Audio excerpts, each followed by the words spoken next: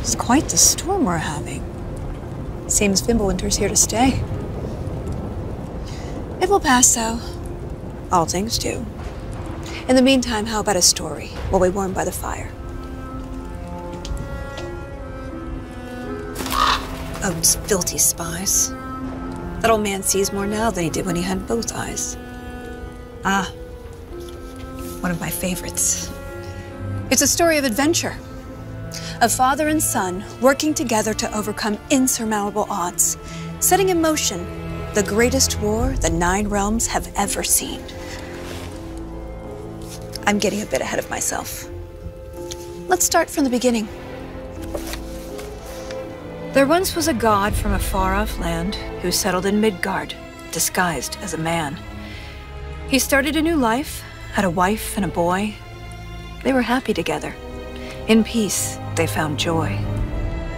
His wife passed away.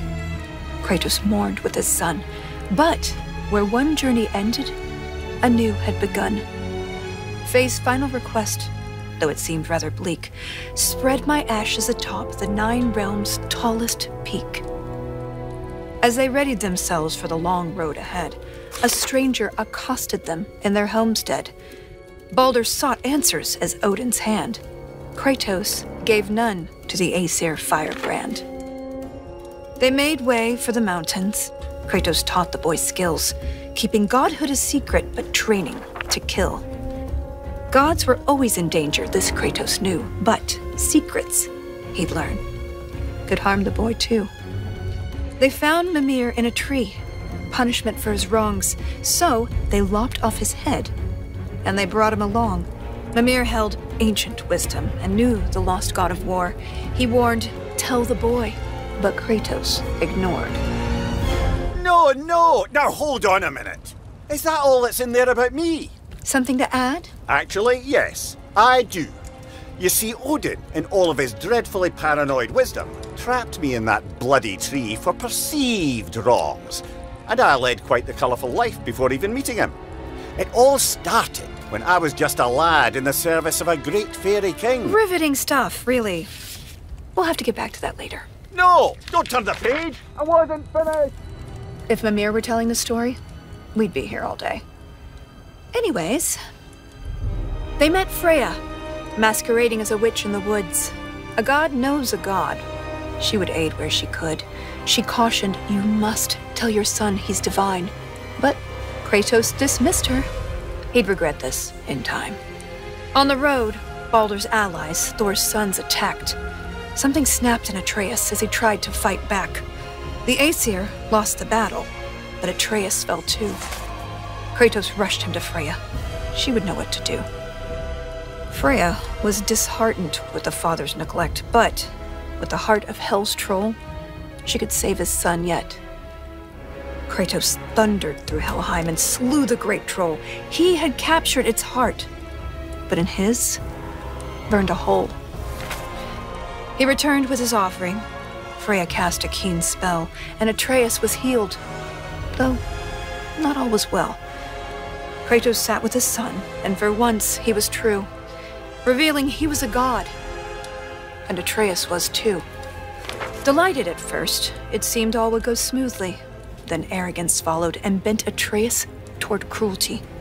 With tensions flared, Baldur preyed on their discord, casting back into Helheim Kratos and his ward. In Helheim, they learned Freya caused Baldur's plight. His mother's ill-conceived curse robbed his life of all light. They emerged from the realm as they neared journey's end, but Baldur appeared and attacked once again. Atreus and Kratos were ready this time, stronger together with their power combined. Freya intervened on behalf of her son, begging Baldur's forgiveness for all that she'd done. Baldur strangled his mother. Kratos lunged with a snap. Baldur slumped. Freya wailed. And he died in her lap. Something changed in the world. Snow started to fall. The dawn of Fimbulwinter. The dusk of it all. Atreus asked, Is this what it means to be gods? Killing our parents forever at odds? No! Kratos bellowed as he dropped to one knee. We will be the gods that we choose to be. Finally, together, they reached the great peak, finding Jotunheim's temple, the giants' retreat. A prophetic mural showed the life they had led. The boy's mother was giant, they learned as they read. Atreus walked to the cliffside. Kratos eyed the walls slowly. Beneath the boy's picture, a name was etched. Loki. They scattered her ashes and watched as they lifted. Over rolling red hills, the wind danced, and it drifted. Standing side by side, feeling hopeful and new, the boy was at peace. And the father was too.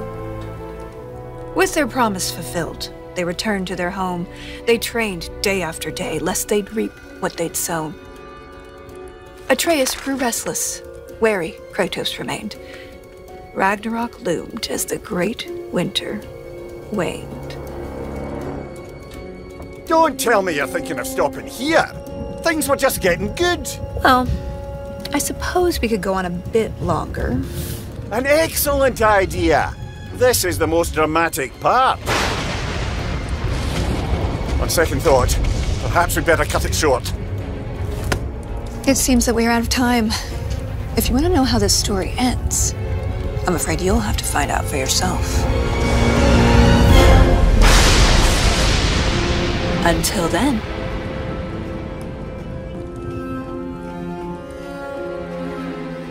PlayStation